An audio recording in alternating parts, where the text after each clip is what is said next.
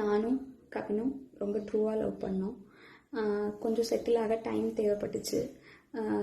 மே 30 அப்போ வந்துட்டு சுஜித்தும் கவினும் பேசிக்கிட்டாங்க.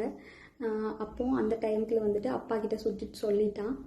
அப்பா வந்துட்டு இந்த மாதிரி லவ் பண்ணுறியான்னு என்கிட்ட கேட்டப்ப, இல்லைப்பா நான் லவ் பண்ணல அப்படின்னு சொல்லிட்டேன். ஏன்னா கவின் என்கிட்ட டைம் கேட்டிருந்தான், இன்னொரு 6 months கழிச்சு சொல்லு ப்ளீஸ் அப்படின்னு சொல்லியிருந்தான்.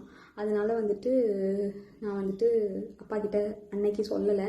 அதுக்குள்ளே நெக்ஸ்ட்டு அப்கமிங் மந்த்துக்குள்ளே இப்படி ஆயிடுச்சு. 2 பேருக்குள்ளே என்ன கான்வர்சேஷன் போச்சுங்கிறது தெளிவாக தெரியாது. ஆனால் கவினுக்கு ஃபோன் பண்ணி சுஜித் வந்துட்டு பொண்ணு கேட்க வாங்க, இவ மேரேஜ்க்கு மூவ் பண்ணாதான் அடுத்து என்னோடய ப்ரொஃபஷனை பார்க்க முடியும் அப்படின்னு சொன்னான். அப்படிங்கிறது எனக்கு தெரியும் கண்டிப்பாக.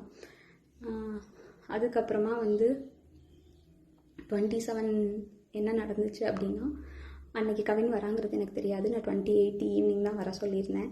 அவங்க தாத்தாவுக்கு தலையில் சூச்சர்ஸ் இருந்ததுனால நான் வந்துட்டு ரூம் பார்த்துட்டு அட்மிட் பண்ணணும்னு யோசிச்சுருந்தேன்.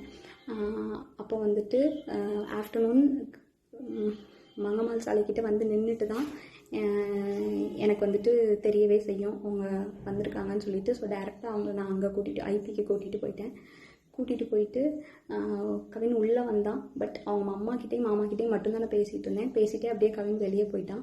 அங்கேருந்து கிளம்புறப்பந்தான் அவங்க அம்மாவும் கிளம்புறப்பந்தான் கவின் எங்கே அப்படிங்கிறதே நாங்கள் யோசித்தோம். நான் ட்ரீட்மெண்ட் ப்ரொசீஜர்ஸ்லாம் எக்ஸ்பிளைன் பண்ணிகிட்டு இருந்தேன். அப்போ யோசிச்சுட்டு நான் வந்துட்டு சொன்னேன். அவங்க அம்மா வந்துட்டு கால் பண்ணாங்க, உனக்கு எடுக்கல. நானும் கால் பண்ணி எடுக்கல. நீங்கள் வேணால் பசிக்குதுன்னு சொன்னாங்க அவங்க அம்மா, சாப்பிட போங்க, நான் வேணால் வர சொல்கிறேன்னு சொல்லியிருந்தேன். அதுக்குள்ளே இப்படி ஆயிடுச்சு. ஸோ வந்துட்டு இது தேவையில்லாமல் நிறையா இஷ்டத்துக்கு யாரும் வதந்தியை கிளப்ப வேண்டாம். உங்களுக்கு தோணுது எல்லாத்தையும் பேசாதீங்க. எங்கள் அப்பா அம்மாவுக்கு இதில் எந்த சம்மந்தமுமே கிடையாது, அவங்களுக்கு தெரியாது. இதை இதோட விட்டுருங்க.